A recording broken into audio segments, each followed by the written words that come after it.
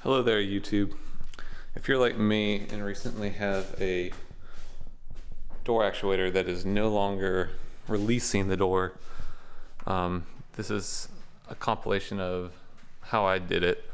And I looked on YouTube and found a bunch of videos, but a lot of them weren't super good resolution, so I remade it.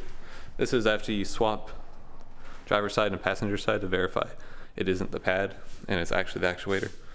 So the first step I do is I take this little part out and that just lifts up from the fastener there. I don't take it all the way out.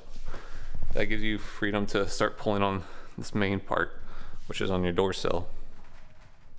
This is the first one I pop off. It does go through this guy, this bottom part, so be careful not to pull from under here before you get this one off. And the other thing, I've taken these off before. I have broken that support there and had to hot glue it back on, but it's no biggie. Just be careful that you pull straight that way, inboard. After that, you got a little plastic that you got to peel back to expose where the part is. It takes 2 T30 from what I read, and once I get it out, I'll show again.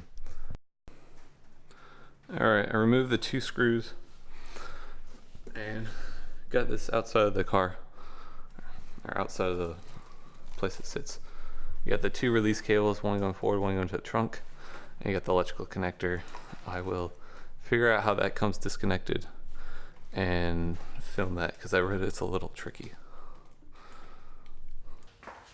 Alright, here's a quick test to verify that this is actually the issue. If you use a screwdriver, you can simulate closing the door. That's a click for just a normal lock, and then all the way will make your windows reset up.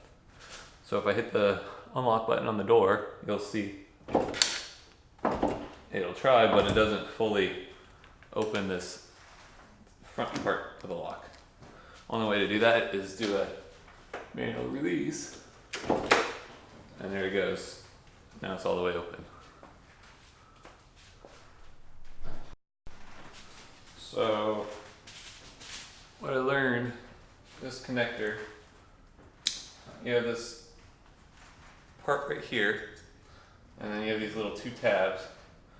I'm gonna push them down, and then I use a screwdriver to pry it up, and eventually when these tabs get pushed down, you can pull this all the way out, which releases your mechanical actuator. So I will put the new one in and see how it works. So to put it back in, it seems like you kind of just push in the maroon part and push it down at the same time. So let's see.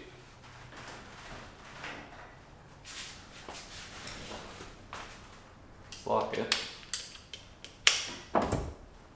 and try to open it. Much better. Alright, I just reinstalled it. I tested both cables out. Both cables work now.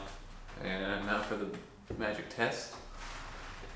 Make sure the latch is not still closed before you try to close the door. And it opens. Actually kind of jumps open. It's way better than what it used to be. Thanks for watching.